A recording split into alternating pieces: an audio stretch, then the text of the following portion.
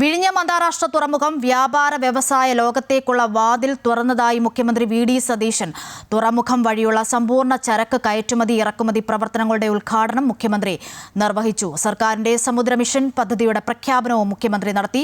കേന്ദ്രമന്ത്രി Sarbananda Sonowal, mayor V. Rajesh, പ്രതിപക്ഷ നേതാവ് പിണറായി വിജയൻ, രാജീവ് ചന്ദ്രശേഖർ MLA എന്നിവർ ചടങ്ങിൽ നിന്നും വിട്ടുനിന്നു.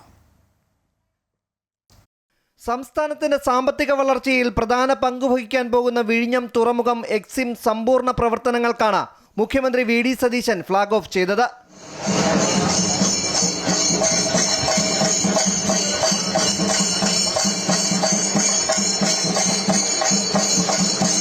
സംസ്ഥാനത്തിന്റെ വികസന ചരിത്രത്തിലേക്കുള്ള പ്രധാന മുന്നേറ്റമാണിതെന്ന് മുഖ്യമന്ത്രി പറഞ്ഞു. 6 ഭൂഖണ്ഡങ്ങളിലെ രാജ്യങ്ങളിലെ 100 കണക്കിന് തുറമുഖങ്ങളിലേക്ക് വിഴിഞ്ഞം വഴി കയറ്റുമതിയും ഇറക്കുമതിയും ചെയ്യാൻ കഴിയും. റോഡ് കണക്ടിവിറ്റി കഴിഞ്ഞ 10 വർഷം കൊണ്ട് ചെയ്തു തീർത്തിരുന്നെങ്കിൽ പ്രയോജനം 100 ഇരട്ടിയാകുമായിരുന്നുവെന്നും അദ്ദേഹം പറഞ്ഞു. മിഷൻ സമുദ്ര പദ്ധതിയുടെ ലോഗോ പ്രകാശനവും പ്രഖ്യാപനവും മുഖ്യമന്ത്രി നിർവഹിച്ചു. സംസ്ഥാനത്തെ ഒരു മാരിടൈം സിറ്റിയാക്കുമെന്നും മുഖ്യമന്ത്രി പറഞ്ഞു. ഒരു ട്രാൻസ്ഷിപ്മെൻറ്റും ഇല്ലാതെ, ഒരു പോർട്ടിലും പോകാതെ ഏത് സാധനവും ഈ വിഴിഞ്ഞം പോർട്ടിൽ നിന്ന് ലോകത്തിലെ ഏത് തുറമുഖത്തേക്കും കയറ്റി അയക്കാം.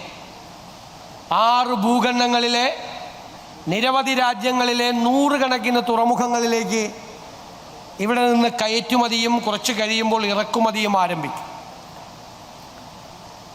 നമുക്ക് ഇന്ത്യയിലെ തന്നെ നമ്പർ 1 ഓട്ടോമേറ്റഡ് സിസ്റ്റമാണ് വിഴിഞ്ഞത്തുള്ളത്.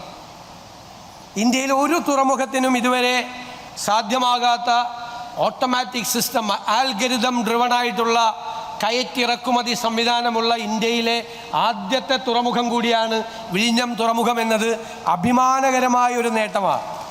കേരളത്തിൽ നിന്നുള്ള കയറ്റുമതിയുടെ ഗേറ്റ്വേ ആണ് വിഴിഞ്ഞമെന്ന് മന്ത്രി P.K. കുഞ്ഞാലിക്കുട്ടി പറഞ്ഞു.